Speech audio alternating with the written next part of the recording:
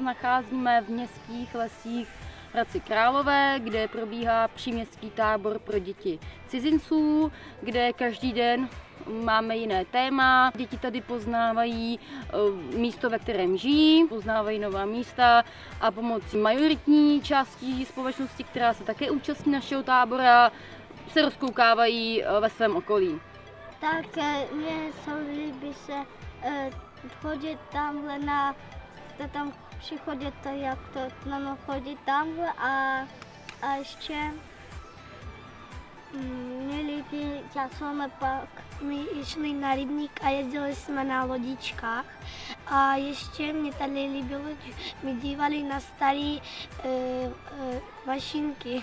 Tady se mě hrozně líbí na tom táboru, našel jsem nových kamarádů a se mě hrozně líbilo, když jsme viděli včera mašinky.